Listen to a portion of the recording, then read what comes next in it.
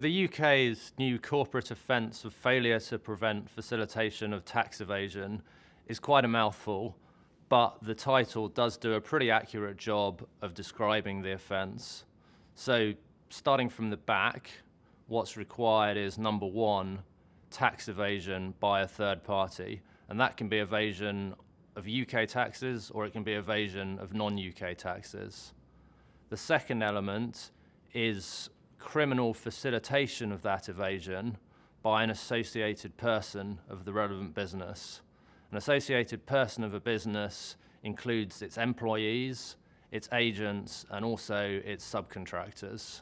So whilst the main target of the new offence is actually a fairly limited array of businesses that are aimed at providing financial services to individuals, actually the offence is not limited to that category of businesses and actually applies to all businesses.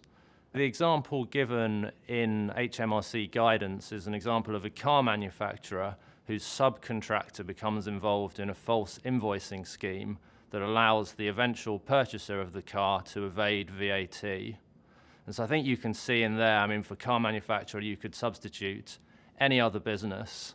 So I think that shows you how any business can, in theory, commit this offence. So the offence has been given a very wide territorial scope.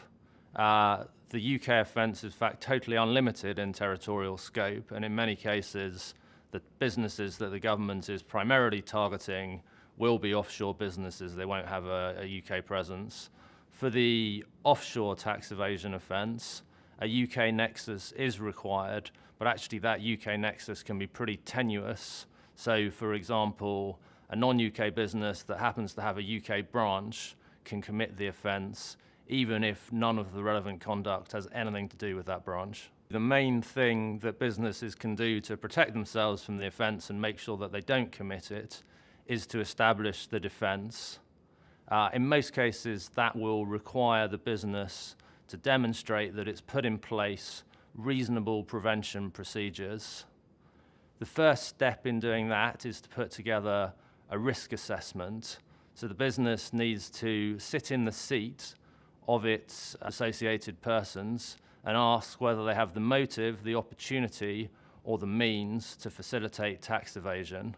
Our experience of working with clients, particularly asset management clients, shows that the risks faced by businesses operating in a similar sector are likely to be pretty similar, even though the risk assessment is personal to the individual business. When they hear about this offence, many clients think that it is an example of excessive and disproportionate bureaucracy.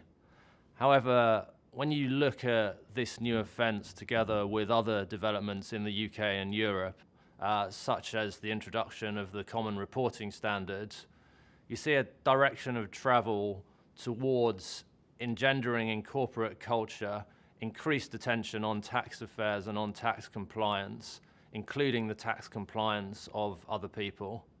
So while you can debate whether or not the offence is proportionate given the cost to business, the main priority for businesses must be to make sure that they've taken sufficient steps in as cost-efficient a manner as possible so that they can establish the defence by the time it comes in September 2017.